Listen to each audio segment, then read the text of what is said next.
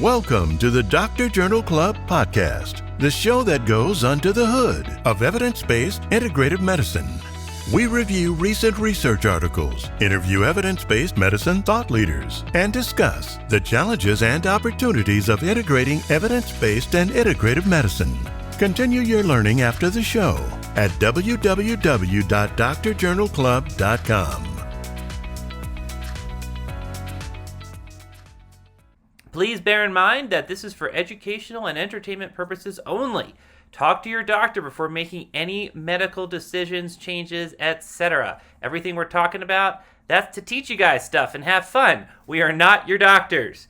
Also, we would love to answer your specific questions. On drjournalclub.com, you can post questions and comments for specific videos, but go ahead and email us directly at josh@drjournalclub.com. That's josh@drjournalclub.com. Send us your listener questions and we will discuss it on our pod.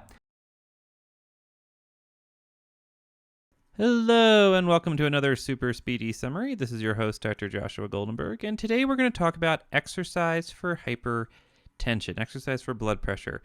I was quite surprised by the results of this study, so I'm really excited that Dr. Adam Sadowski decided to do it for this month. So let's jump in. This is a major systematic review and network meta-analysis, massive actually, that came out in 2023 in the British Journal of Sports Medicine. So, hypertension is a big problem. We all know that. Almost 50% of American adults have hypertension. That's kind of mind-blowing. But less than 25% have it adequately controlled. Also terrifying. So the question is, what is the efficacy of exercise on resting systolic and diastolic blood pressure levels? So basically, we've got just a zillion, technical term, studies of exercise for blood pressure. And the idea is when you have a situation like that, it's really useful if A, you can meta-analyze it to sort of see the forest from the trees, and B, do this fancy thing called a network meta-analysis. And if you want more information on that, check out the skills videos on this on the Dr. Journal Club website. The main advantage is you can compare interventions that haven't been compared formally. So if you have a whole bunch of studies that look at, HIIT exercise, high intensity interval training compared to placebo, or a whole bunch of studies on cycling versus placebo, but you've never had HIIT versus just straight up normal cycling or something like that, you're still able to make that comparison using a network meta-analysis. So that's one of the advantages here. So again, like I said, systematic review and network meta-analysis, massive. So 270 randomized controlled trials have been conducted on this, which is just insane to me. Almost 16,000 individuals are involved in these studies. So just a huge data set looking at all different types of exercise versus any control, and looking at the effect on blood pressure. When we look at the pairwise meta-analysis, that's sort of a standard meta-analysis of all of aerobic exercise versus control. You're dropping about 4.5 millimeters of mercury systolic. Resistance training is about the same. You're dropping 4.5 millimeters of mercury.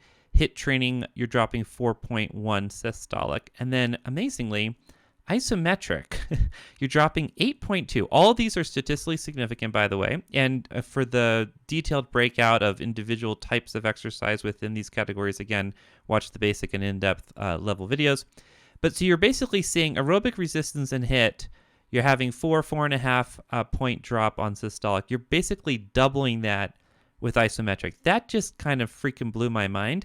That's like old school exercise like wall sits. If you've ever done that and hated it in gym class, apparently they were right. Just kind of nuts to me. And then when they do this network meta-analysis where they're actually comparing them against each other, not against a control, they're seeing that, it's pretty much what it looks like on the pairwise, which is that isometric wins out over all the others. It's superior to aerobic resistance and HIIT by about 4 additional milligrams of mercury systolic. So very, very interesting study, a huge amount of data. Gives you a good sense of how much you can expect patients to drop on their systolic levels based on these different exercise types. And at least in my read, paints a pretty clear picture on the winner. If you had to pick one type of exercise that a patient was willing to do, it might be the wall sits. Sorry about that. At least it's not burpees. All right. Talk to you later. For more detail, watch the Dr. Journal Club basic and in-depth level video. Listen to us on the podcast as well. Reach out to your institutions. Ask them for access. We've got so much stuff going on at Dr. Journal Club. We'd love for you to be a member. Take care.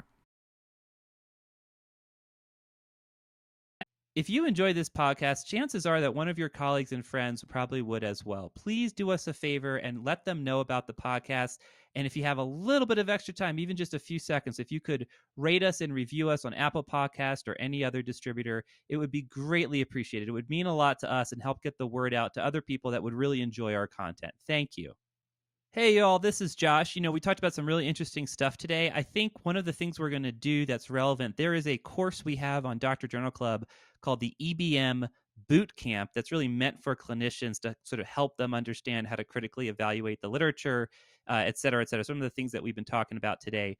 Go ahead and check out the show notes link. We're going to link to it directly. I think it might be of interest. Don't forget to follow us on social and interact with us on social media.